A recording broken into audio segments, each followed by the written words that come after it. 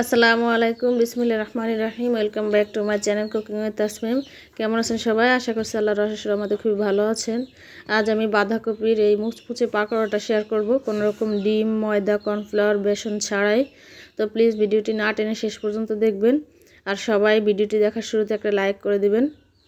তো এখানে আমি একটা বাঁধাকপির 4 ভাগের 1 ভাগ নিয়ে নিয়েছি কুচি করে।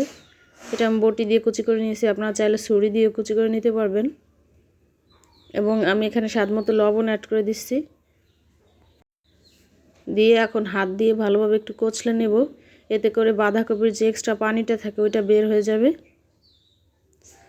দেখুন, এভাবে হাত দিয়ে একটু চিপে চিপে দিলে কতটা পানি বের হয়ে যাচ্ছে। এবং আমি হাত দিয়ে সব বাঁধাকপির পানিটা এভাবে চিপে ফেলে দেব। এখানে আমি মেজারমেন্ট কাপের হাফ কাপের মতো খেসারির যে ডালগুলো থাকে ওইগুলো, এবং হাতের 1 মুঠের মতো আতপ চাল, ওইটা আমি 1 ঘন্টার মতো পানিতে ভিজিয়ে রেখেছিলাম এবং পরবর্তীতে শিলপাটায় বেটে নিয়েছি।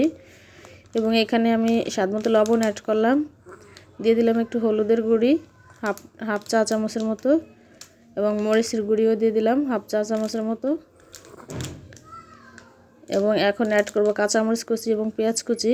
এখানে 3টার মতো কাঁচামরিচ কুচি দিয়েছি এবং ছোট সাইজের 4টা পেঁয়াজ কুচি দিয়েছি।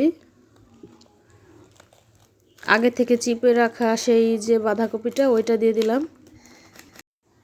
আদা রসুন একসঙ্গে বাটা ওইটা দিয়ে দেব 2 চা চামচের মতো। আগে 1 চা চামচ দিলাম এবং এখন দিলাম। ওইটা এখন হাত দিয়ে ভালোভাবে আমি মেখে নেব। দেখুন, আমার মাখা হয়ে গেছে।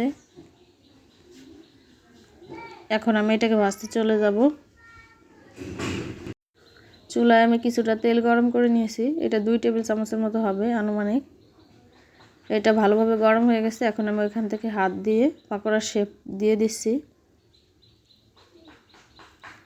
একটা একটা করে পাকোড়াগুলো সব দিয়ে দিচ্ছি আমি। দেখুন, অপেক্ষা করব 7 থেকে 8 মিনিটের জন্য। চুলার আঁচটা লো মিডিয়ামে রাখবেন, কোনোভাবে চুলার আঁচটা বাড়ানো যাবে না, এতে করে উপরের পাশটা পুড়ে যাবে এবং ভিতরে হবে না। দেখুন, এখন আমি উল্টে দেব।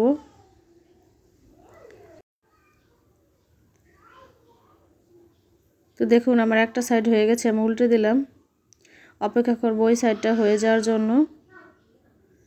আর আসুন, আমরা যারা মুসলিম এই হাজারো ব্যস্ততার মাঝেও 5 ওয়াক্ত নামাজ আদায় করে নিই, কারণ চলে যেতে হবে এই ক্ষণস্থায়ী পৃথিবী ছেড়ে। দেখুন, 2টা সাইডই ভাজা হয়ে গেছে আমার। পাকোড়াগুলো তুলে নিলাম। মাশাআল্লাহ, এটা দেখতে যতটা না আকর্ষণীয়, খেতে এর থেকে বেশি মজাদার হয়েছিল। আর যদি ভিডিওটি একটু উপকারে লাগে, ভালো লাগে, তাহলে প্লিজ আমার চ্যানেলটি সাবস্ক্রাইব করবেন এবং বেশি বেশি শেয়ার করে দেবেন। তো আজকের ভিডিও এই পর্যন্ত। আল্লাহ হাফেজ।